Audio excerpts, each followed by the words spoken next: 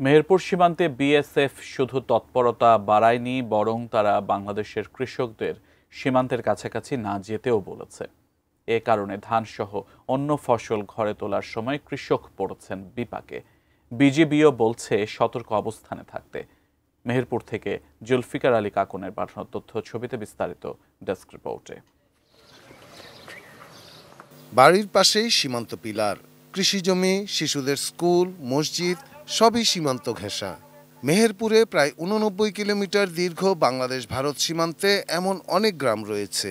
ভারত পাকিস্তান উত্তেজনাকর পরিস্থিতির শিকার হচ্ছেন সীমান্তের এসব গ্রামের মানুষ। মেহেরপুর সদর, গাংনী ও মুজিবনগর উপজেলার 7টি ইউনিয়নের 20টির বেশি গ্রাম একেবারেই সীমান্ত ঘেঁষা। গত কয়েকদিন ধরেই এসব সীমান্তে বিএসএফ তাদের তৎপরতা বাড়িয়েছে। বাংলাদেশের কৃষকদের তারা নোম্যান্সল্যান্ডের কাছে না যেতে মাইকিং করছে। স্বাস্থ্যকর অল টাইম ফ্যামিলি কেক, সব সময় অল টাইম হেলদি লাইফ। বিজিবিও কৃষকদের বিকেল 5টার পর ও সকাল 9টার আগে সীমান্তের কাছে যেতে নিষেধ করেছে। অথচ এখন ধানসহ অন্য ফসল কাটার সময়। পাশাপাশি যে কোনো সময় পরিস্থিতি বিপদসংকুল হওয়ার শঙ্কায় আছেন গ্রামবাসী। মাইকিং ওই কথা ভাই, আপনারা কেউ জানে বর্ডারের পা দেবেন না, কেউ যাবেন না। আপনার 5টার আগে আপনার মাঠে থেকে উঠে চলে আসবেন, আপনার বিটারে বলছে। আমাদের মাঠের কাজ ধরেন তুলতে হলে তো মনে হচ্ছে বেলা 6টাও বাজে। কৃষকদের আবাদ এখন তোলার মৌসুম, সে রাত, সন্ধ্যা, সকাল সব সময় তাদের কাজ।